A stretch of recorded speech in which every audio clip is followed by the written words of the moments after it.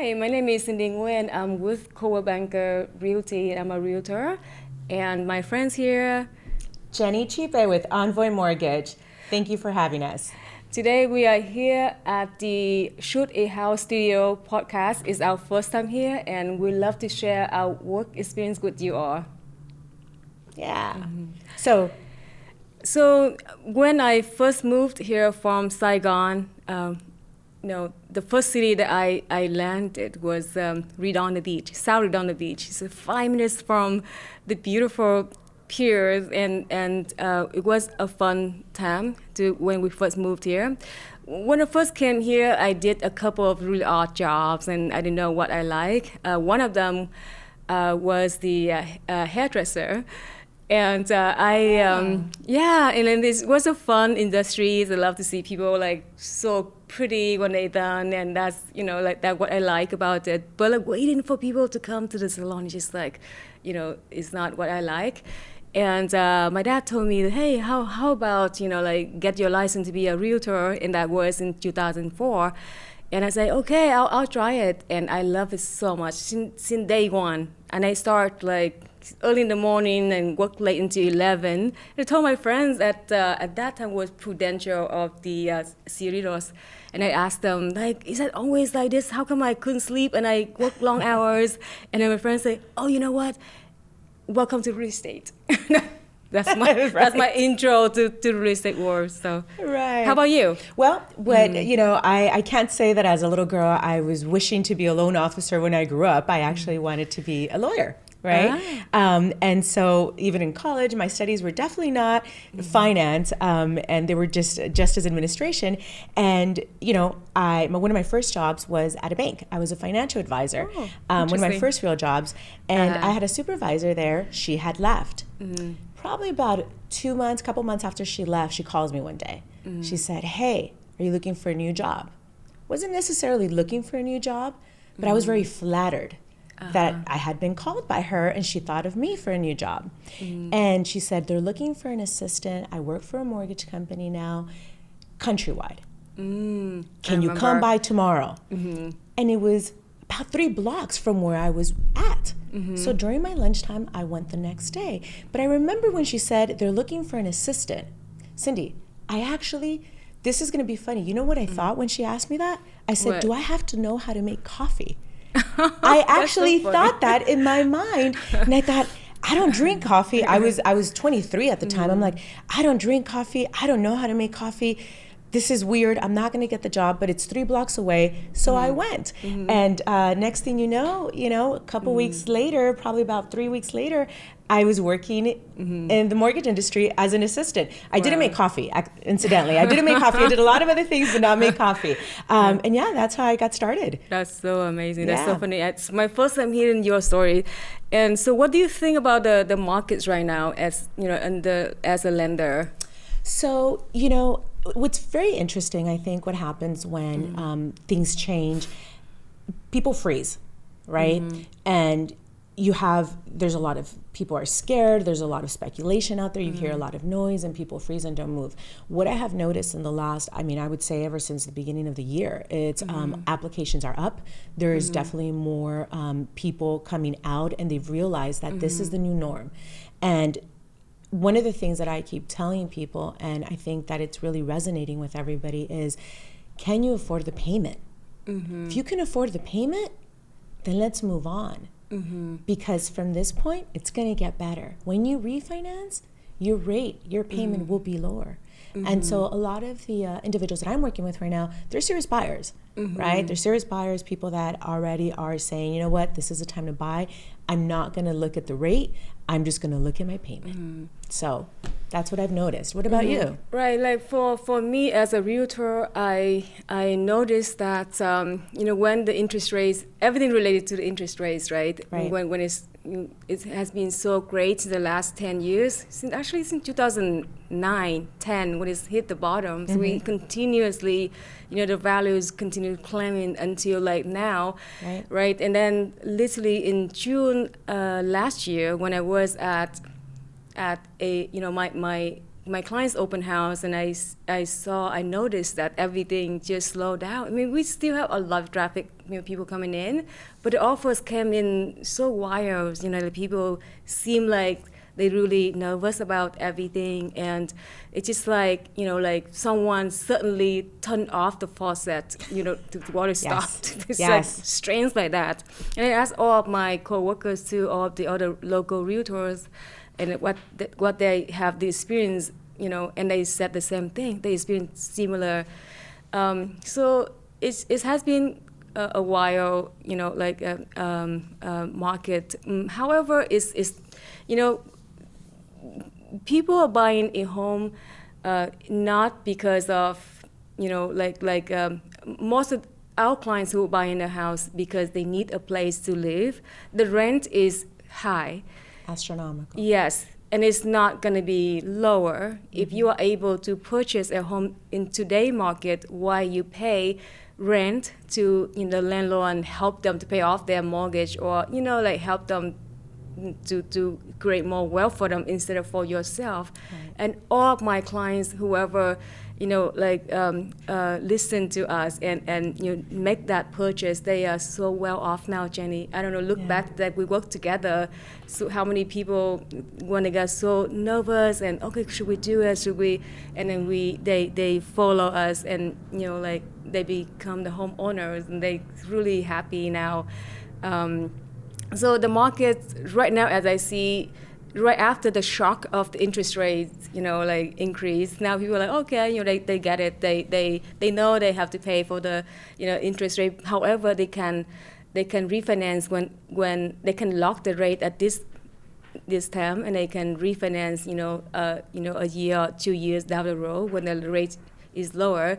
Right. And even the people who live in the house forever, right? They even though they live in the same house, they always touch their loan, regardless of how much the interest rate, how low they got. They still that financial, sometimes they need money for, to fix the house and to do something for their family. They do refinance, and it's just like owning a house, it pushes you to save, basically. Absolutely. You don't see it until you refinance and get some cash out and do something, like paying for your daughter's wedding, for example. And we have seen that all the time too. Yeah, I completely agree. Statistics show, I don't know how accurate this is actually in today's market, but a few years back I read that statistics show that people will refinance about 7 times in their lifetime, even if they remain in a house for 30 years. Yes. So that's very interesting, right? So from here, people that are buying can only get better. Right. So people are always asking me, is this the right time to buy?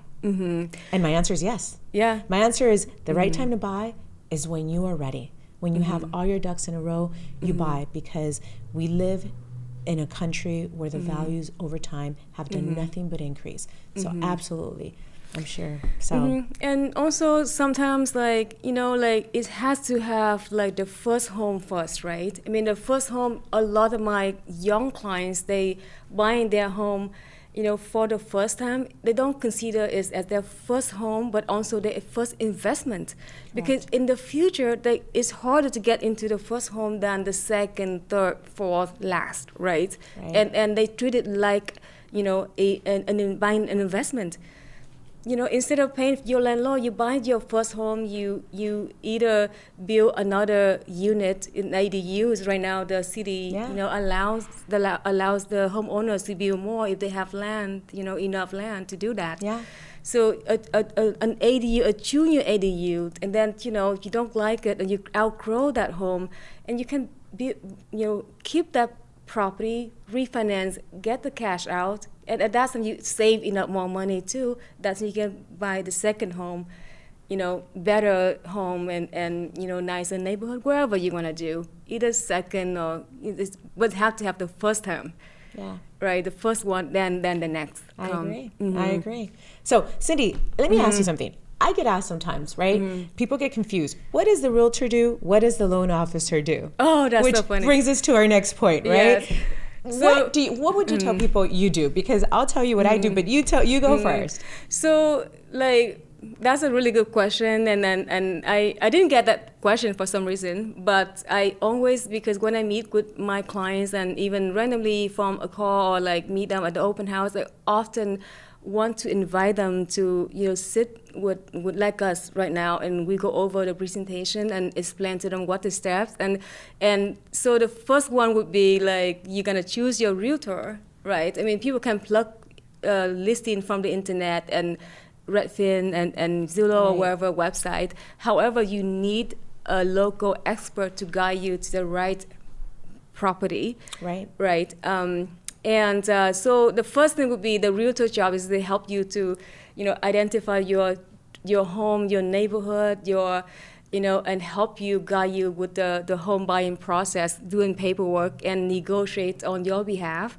Right, but before anything of that happen, we have to know how much you qualify for to get you to the right place, not like take you to a place where you can't afford and be, you got your heart break, right? And so that's what when a lender coming in for that, right? When you go to a grocery shop, shopping, you know how much money you have in your pocket, you know how much you're gonna spend, right? So lender gonna help them with that. Yeah, you and I need you and you need me, right? Exactly. The lenders need the realtors and the realtors need the lenders. And so, the best way, and what I explain to clients, that what I do is basically, I help consumers complete the mortgage loan application. We gather their documentation. We analyze their income, their assets, and their credit. We also look at their ability to repay that mortgage, right? And match them up with the products that they the best products for them based on their set of circumstances. We are the liaison too between making sure, between the processor, the underwriter, all the parties involved. We are also in charge of making sure that we keep everyone posted on what's going on the transaction. We're communicating constantly with you, the realtor, escrow, title, and then our internal team in the bank, right? Until the fruition of that loan. And we're updating everyone on a weekly basis, basically for the next 30 days. But our job really starts before, like you were saying, before the loan. Our job starts before you take that person out to go shopping for a home. We're doing all the analysis and the numbers way before then. And so the goal is to get the person ready to by the time they come to you. Right, and also like guide them to the right direction too, because sometimes not everyone who we met for the first time have that ability to purchase yet. They need to save some more. They need to improve their FICO score, and how we do to help them, we guide them to how they do that, right? So your job is help them how to do it, and my job would be help them to identify the house, right? It's not like pushing them out of like a house expensive home that they can buy, but then they will so stressed out and they hate themselves and and that. So we don't want that happen to our clients. We want them to feel comfortable in whatever amount they know that how much mortgage payment they're gonna commit to and all the expenses.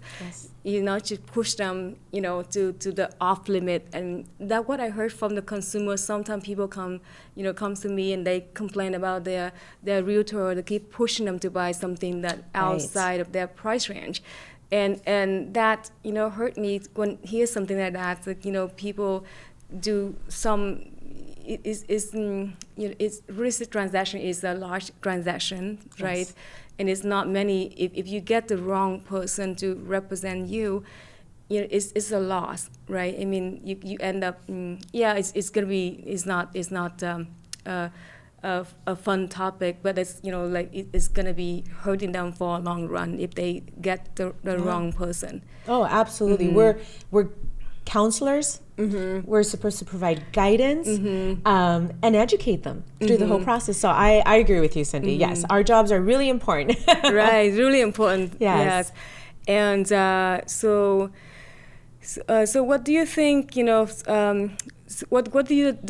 What tips do you have for the borrowers? we're talking about like improve the FICO score or whatever. So what is your tips for them? If they just like they're first time home buyers, they are renting for a long time, or they finished their college and they want to get into purchase a home.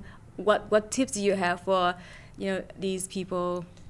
So one of the thing that I tell everybody when I first speak to them is this: if you are thinking about buying a home, speak to a loan officer. That's the very first thing, and I'm sure that's the same thing that you advise everybody to do, Cyndy. Because and I tell them it's free to talk to us. It's free, right? We're not charging you hourly rate like an attorney does or anything like that. So talk to me. I will go ahead and, like I said before, we will analyze your circumstances and I will tell you what you need to do in order to get there, right? And so once somebody has a roadmap, we give them a roadmap as a lender, right? So if you want to buy that, let's call it $600,000 home, this is your circumstances. This is what your debt looks like. This is what your income looks like.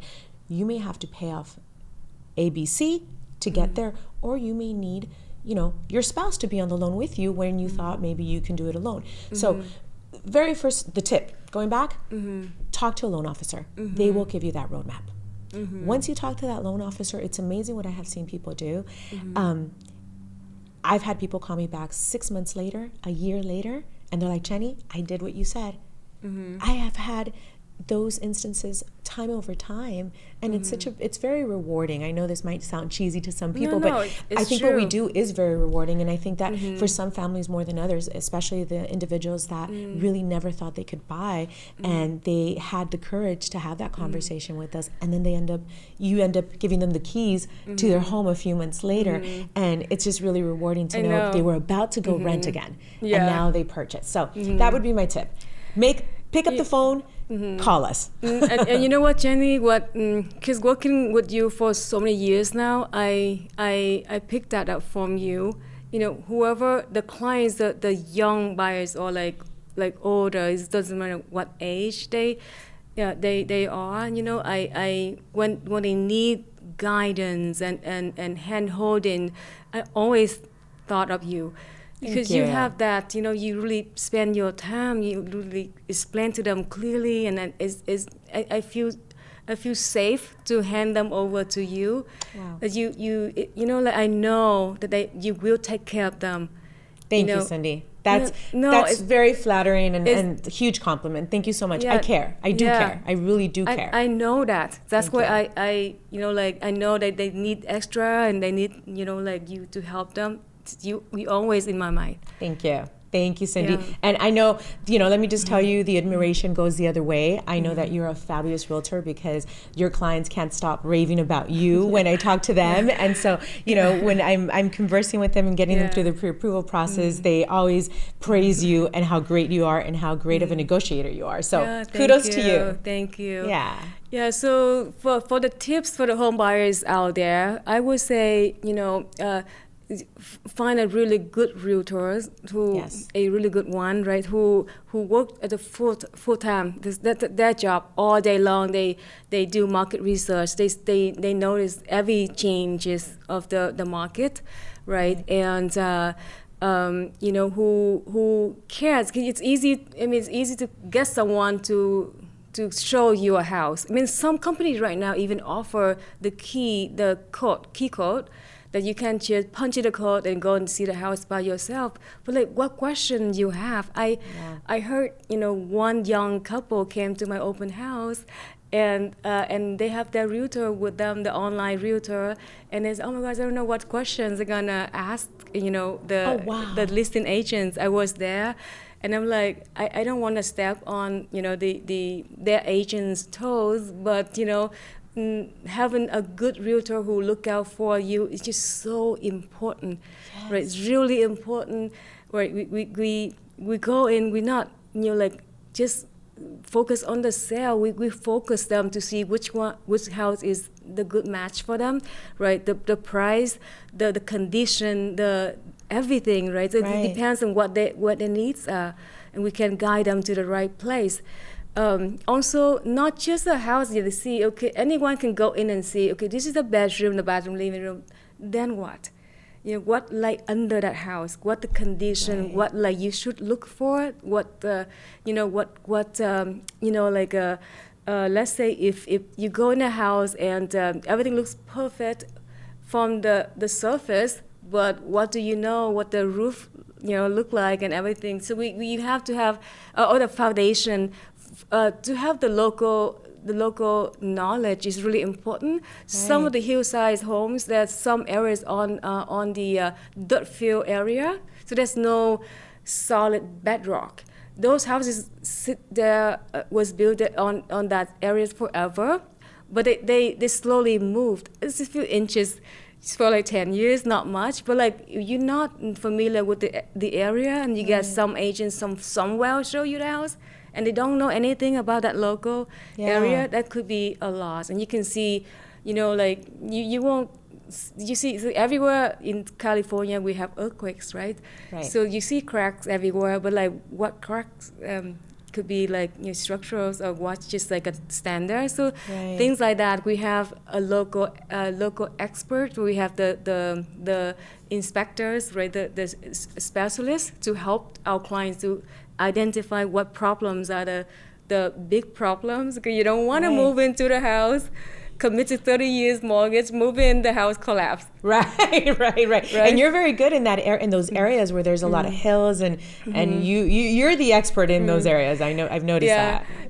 But like also the agents have to be care enough too, because we do sell homes on other location as well. But it's like taking your time to call the local agent, and because easy.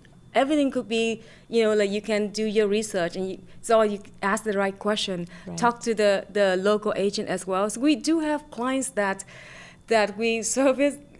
One of the Vietnamese clients that they wanted me to help they are buying in Santa Maria. When I first over the phone, when I first talked to them, I thought Santa Monica. It's right here, so it's so close. But then when I talked to them and found out Santa Maria is like central coast of pretty California. far. It's really far. 3 or 4 How far hours. is that? Yeah, it's hours, right? Yeah. Oh my gosh. Really far. So but they really need our help. So we got a partner agent over there to show them. But we negotiated for them not once but 2 times. Their offers got accepted when the market was so crazy. When other local agents that couldn't get the offer accepted, we got it done. Wow. And we hired a local inspector there to help and everything. So everything's just via phone, email, and we got it done. Well, it doesn't surprise me. That's the thing. You and your team, Cyndy, it doesn't surprise me, your story right now. But I mean, to a lot of people, that would be a daunting task. But for you, I can see how you got it done. Yeah, it's just like sometimes when you talk to people, you show your confidence, you show your knowledge. People share their information they know. Sometimes people don't understand having an agent, a great agent represent them is so important. Yes. Because the listing agent, the seller agent, they don't want to take any offer from anyone that they know that they're not gonna perform. I have some of my listings that we have so many offers. The agents submit the offers and then disappear. I have to chase after them and call. The consumer, their clients would never know how the agent works. Right. And they have their trust in their realtor and their realtors. Our clients got their offer accepted because we consistently follow up, and they constantly follow up with the other side realtor and show that when you accept our client's offer, we will close. That's an assure that all listing agent, all seller agent want to hear, and they won't want to work with anyone who can perform that. It's just waste of their time. To your point, because you said something that I think is really, really important, Cyndy. Finding an agent that actually does this full time. I can't tell you how many transactions I've been involved in. And another thing that you just said was clients oftentimes, they don't even realize at times how bad their agent was or how unavailable their agent was. There have been many transactions, unfortunately, and I can use the word many, where and this goes to extremes from I've called agents and the only way they will communicate is via text. And I'm assuming it's because they have a full-time job. Other times, there's agents that will only call me back after 5 or 6 p.m. Oh, wow. There's agents that actually give me a schedule of when not to call them because they have other jobs. And so, or there's agents that, I mean, you have to text them, email them, and call them to respond. And like you said, the client won't know. That loan will get closed, right? Because let's say of the due diligence of the lending partners, the other realtor, but oftentimes they don't really know what's going on. It's very unfortunate. And so to your point, I couldn't agree with you more. Yeah. I mean, it's all about passion too, you know. I mean, you cannot commit to two jobs. You know what I mean? Like either you love it, either you're in or you're out. Right. Right. I mean, you cannot like halfway in, you know, and hope to help your clients because like, I mean, it's really important. Some homes I know to my clients mean the world to them. They have to have it, and sometimes seeing. You know, and I know, like, because we are working with both sides too, right? We work, in some cases, we work with the sellers. Some cases, we work with the buyers. So, you know, on either side, we protect our clients, you know, like to their best interest. Right. And some cases, we work with both sides on the same transaction. But it doesn't matter, like, how the situation, even with the you know, the seller and the buyer, we work on the same transaction. We really disclose to them everything, right? I mean, we know how we work, so why not accept our own client's offer? Because we are the best agent for them. We know, you know, what the seller wants. We know what the buyer wants, and of course, we can disclose certain things, but we present to the seller all offers, everything on the table. Our buyers have to, they have to have the best terms and the best price to be able to be accepted by the seller. So why not? And I know that we're gonna close. When the other agent, I cannot control over them because I have to chase after them and rely on their information. And you know, when they decide whatever we need, we talk to the buyer, they're gonna send over. We work closely with the lender, right? Because the lender is so important.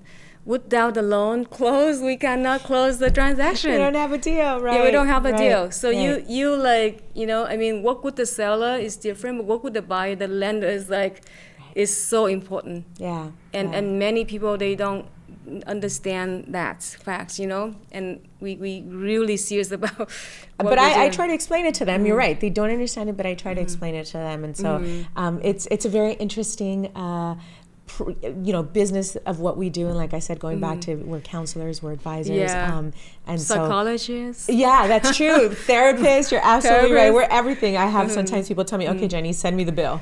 Yeah, I know, like everything's right, totally. Yeah. Talking about that. So, you know, like, what's your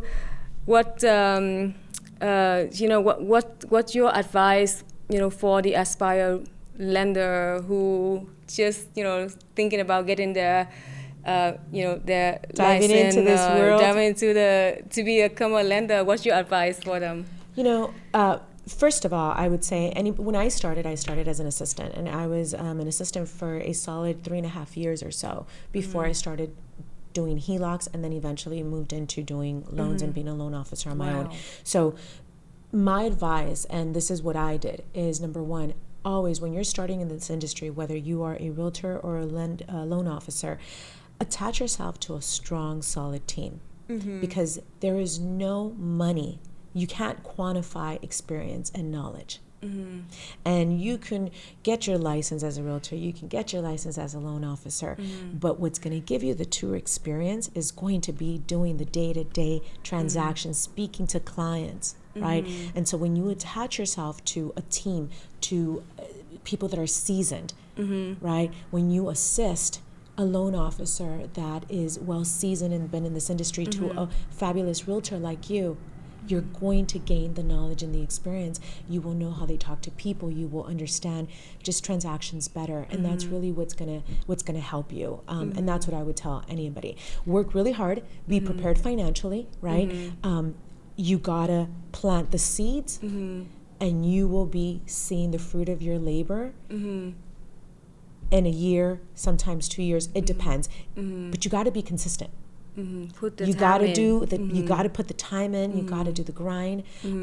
It's going to feel maybe a little challenging at times, but know that it's temporary. You will build your book of business, and you will be successful in this industry if you are disciplined and do what you're supposed to do daily and attach yourself to a great team, to a great loan officer, a great realtor, somebody that's seasoned and been in the industry for a long time. And people that do, attach yourself to people that do honest business. Yes, exactly. You know what I mean? It's you don't want to important. attach yourself to someone that looks like they're successful and they're doing good business, but they're doing things that, you know, are unethical. Yeah, You always, so you important. want to be able to sleep at night, right? Because if you're in this industry to help people, which most people go in with that, making a living and helping people, you also have to do clean business because it will catch up to you. Yeah. I know this for a fact.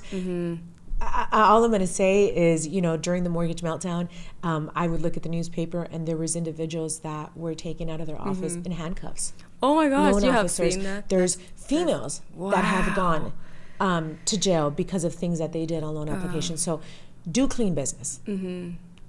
Do not get tangled in dirty business because it'll haunt you. So for me, giving advice to the aspiring, you know, future realtor, I would say, you know, it's so funny, that was quite similar. Like, because when you're first starting out, you don't know what to do, and it's so confusing, and you know, because like most of people, when they thinking about our field, like it's the first thing they think, oh, it's making a lot of money. But like, how do you do that, right? How do you find your clients? The first thing they have to know to do is, like, you know, like looking for new businesses. And it's like calling, you know, like we call prospecting, right? We go and talk to anyone. We call, you know, we ask our friends if they looking to move and things like that. And sometimes as a new agent, they won't think like that. They think everything will be easy, phone gonna ring. But we're not only a realtor, we also a marketing person, right? We have to market, right? We would to have clients of the market. We do marketing to attract more new clients. We have, for the seasoned agent like myself, we have repeat and past clients, and you know, so we have referral business. But as a new agent, you don't have that. Right. And like you said, not tacking, but like join a great team who care and who know what they do, and help them. Even as a brand new agent, when you submit an offer, imagine, like I said earlier, right, how many people can put actually a good offer package to present to the seller agent. And that's so important. Even the people in the business for like 10, 20, 30 years and working on the seller side, we see offers coming in. Even the seasoned agents, they send in an incomplete package. And if the listing agent, we're so busy, we have, you know, like 10, 20, 30 offers at once, and we have to review every little details, right? To able for our clients to make a best decision who they're gonna choose to go into escrow with, right? And then if we have to chase after 10, 20, 30 people, hey, you know, can you send in your proof of funds? Can you send in your client's letter of approval? Or hey, you're missing some signature here, you know, incomplete package. You know, if someone, and we have seen that all the time, even, you know, with the seasoned agent. So as a new agent, you better get to the right group of people, right, the team, and help you to prepare yourself so you can get your, you know, first few offers get accepted. Because as a brand new agent, and who, even with the mentorship, you know, that at every company they offer, and the mentor will not hand you business. You have to go out there and look for business, and you bring the clients in, they will help you to do it. Even that, none of the people I work with that I see that who has mentored have, you know, a complete, you know, like an offer package that I can see that, oh, this is perfect. Right? Usually the people who in the business for a long time, and they care. They care too. You know, it's really important, because everyone can send in wherever, but like, do you care enough to check, you know, your client's name was spelled incorrectly? Yeah. You know, all of that is little things make a difference. And if we see an incomplete package, we know that you're not good at what you do and why we accept your offer. Right. You know? Right. So you have to have your mentors, you have to have your team leaders, someone to help you to have to start it right from the beginning, and to protect your clients, to protect the public, that what we are here for. And to step, Yeah, you know, I back to agree. what you say, you know, like ethical. And you have to you have to care. I think one of the things is when you start in this industry, like what you were saying, oftentimes people from the outside looking in, they think, oh, well, I'm just going to go and make lots of money. Yeah. Right? It's glamorous. And it's not. Because they only see once that realtor, that once that loan officer has had a decade plus or what have you, you know, just several years, 5 years under the belt where they have worked really hard and they've been able to acquire that. But every client that you have in front of you, I'm sure you do business this way, Cyndy. I know you do, because I know how you do business. You're looking at that client. That client is your client for life. You're not looking at just doing one transaction that one time. You're doing it for life. And so the approach that you have with every individual when you meet them and throughout the whole transaction is very different when you're thinking, I'm going to sell your house and then I might not see you, versus I'm going to be there for this home, your second home, your investment home, your kids' homes. Your approach is different. And so that's what I would tell anybody starting in this industry too. Approach it with knowing that you are going to have this client for life. And when you do that, I think the way you just come to the table is going to be different. So. Yeah, and also like they learn how to do it, right? And then they have to do it. One of my team leaders, my managers, my past managers, he told me that, you know, like, this job is really hard. Just call all of your friends who have, like, you know, regular W-2 and call them, hey, quit your job, join me. You know, we're gonna make a lot of money. We're gonna go and talk to so many people. We don't make any money, you know, monthly. We only get paid when we close a transaction. It's everything. We spend money, a lot of money. We advertise. You know, we're not gonna see our paycheck. We don't have any benefit. Right. Quit your job, join me. Become a realtor and see what they say. It's a really hard job. You have to love it to be in it, and you have to care. Because at the end, if you don't care about your clients, why are you in the industries? You know, it's really a stressful business, and but it's well rewarding, just as you said at the beginning, because we will see our fruits, right? Like a year, 2 years from now, and you be consistent and care, and clients gonna come back and they will refer, you know, new clients to you. Right. And that's how we stay in the business, right? When you do good, clean business, business that you care during the slow times, those individuals don't have to go out and get other jobs, second jobs, or just completely leave the industry, right? And that's one of the things that's happening right now, Cyndy. I don't know if you're aware of this, but there's a lot of people leaving the industry. There's a lot of loan officers leaving the industries, going into car salesmen, going into just various different other lines of work. Oh, yeah.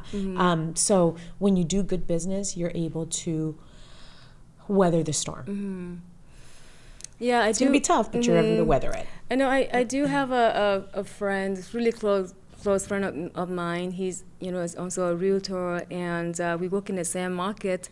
And I remember when I first met him, you know, I was in the business for a few years back then, and I always, wherever things was tough, I was always, I should work with him, because, you know, he's individual, he want to work by himself, and I'm like, I always look up to him.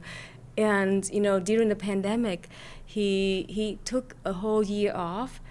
And, you know, and then recently when we were talking over the phone, I checked on him sometimes, and he said he was thinking about quitting. And he said, as long as I you know, I do, right? So it's really sad to hear that. But I know like in 2008 when the market, tanked at that time, many of my friends, at that time they all couldn't and go to just a full-time job somewhere, at the factory or something. But, now I don't know anyone. I guess maybe sometime when you don't associate with people, I always work with people who are really active in the field, so I don't see that coming Anymore, but right. I'm sure there's people who live in the industry and that talked about that. I'm just not aware of anyone around me except one friend that talking about quitting. Yeah. Well, I mean, so many lenders have exited the industry, right? And in our world, in the mortgage industry, Caliber from one day to another closed their doors. And so those loan officers either went to other companies, or and some of them said, I'm out. I'm just going to go and do something else, right? Wells Fargo recently announced that they are exiting the mortgage industry. They will still service their own client base. And some minority communities, but they will no longer be doing actively, looking for market share and being as heavily invested in the market as they were before. Wow. So a lot of changes in the mortgage industry because mortgages are very high risk. Right, absolutely. Right? So. And so what are your goals for 2023? My goals for 2023. Well, first of all, this is one of them. So this is the very first time, Cyndy, that I have done anything live on video or just podcast. You are so amazing. You're so natural. Oh, thank you. You're so sweet. You're such a great fan. But so this is one of the things. The goals is to really embrace the new way of doing business, right? Because the market is changing. Things are changing. And so trying different things, also making sure that I sharpen my skills, right? Over the last 2 years, we were so busy. I felt like a 911 operator. Jenny, give me that rate. Jenny, I want to refinance. Jenny, it was a 911 operator is the best way to describe it. So now I am going back, honing in and sharpening all my skills, just pressing the reset button. There's a lot of programs now also that are, the mortgage industry is constantly changing. And so there's a lot of new products out there in order to make payments more affordable for clients. And so just becoming being able to get the information out to the most clients that I possibly can using social media platform. That is one of my biggest goals this year, to be honest, Cyndy. So yes. What about you? What's one of your goals this year? That's on a business level, personal level. I have other things, but that's on a business level. What about you? It's so funny. It's just like you. I'm quite shy, like camera shy, and the same thing. I wanted to, because we know that we really treat our clients so well, and we want the public to know, because we don't want them to get to the wrong hands and to people who don't really care about them and they won't help them. And sometimes people saying that, like sometimes you have to fake it till you make it, but like in this field, like it's not like that. I mean, I don't have to fake it because it's true self. Right? I care about people in general and I want to help them. I mean, like talking about this, so our goal would be like, doing this more and also hopefully like less camera shy in the future, and then also I would love to help more. So my goal is like 100% of the referrals from the business. I would love to have return and referral clients, and so doing this hopefully will help to get more people who just like me, who people always say that like attract like. Absolutely. And yes. I would love to work with people like me and you, of course. It's really that's like why we get along so well. Yeah, and so that would be like sometimes I do have difficult clients, and I appreciate them too, because having worked with difficult clients taught me to taking care of my easy clients, because the easy clients, they don't really know what they do want, and they'll wherever you do, they don't care, and they so easy go in. But like, because my difficult clients who really, on the, like every little details, and I use the things I learned from my really tough clients to take care of my sweet clients. So that's my goal. Yeah. Growing 100% of referrals business this year. Hopefully that could happen. That's awesome. I mean, with every client we learn something, right? And I have found, just to your point, difficult clients, sometimes I turn them into my biggest fans. Yeah. Because once you turn a difficult client, sometimes they're difficult because they just don't trust you. Right? So there's people that trust easily, and there's people that don't trust easily. And sometimes that difficultness, from my experience, has been the fact that they don't know me. They probably had a bad experience and they don't trust me. But once those individuals trust, it's amazing. It's amazing the referral business that we get from them, right? And so, and it always keeps you sharp and on your toes. That's right. Yeah. I walk every time I tell my team, okay, we have a challenge, we have a challenging client. Everybody put on your armor. This is going to be good. I'm like, it's sharpen our skills. So it's always a good thing. But, and like, if you're well organized about doing things, you don't have to worry about, it's just we say difficult clients more like personality type, because sometimes, if you only choose people who are easy to work with, then you have only half of the business. Yeah. Right, you have to work with different style or different personalities, basically. And we have to learn how to adapt. Yes, exactly. Right, that's why I said we're like chameleons. We learn how to adapt to different people. We're in the people service business. So if you have a client that the only way they want to communicate is through text, that's how we're going to communicate. Yeah. You have, right, just different communication skills and different personality types. And so we just have to be, I always say we have to be a chameleon. I will make sure that I adapt to your style, but at the end of the day, I am the professional. Yes. I am the loan officer, so you do have to listen and allow me to guide you if we're going to get to the end of this. Right? Same like you. You will listen to them and you will adapt to their style. But there comes a point where they just got to listen to you because they came to you and they're looking for your guidance. So I do have clients like that from the beginning. They difficult, but at the end they said something really, really sweet that, oh my gosh, I don't know who else can do a better job than you. Sometimes they said things like that, awesome. And it's like, it make my day, because at the end, we know that we spend a lot of time, long hours, and work really hard to get the transaction closed and to help our clients to move to the next chapter of their life, and they stress too, and they behave sometimes because of this stress, right?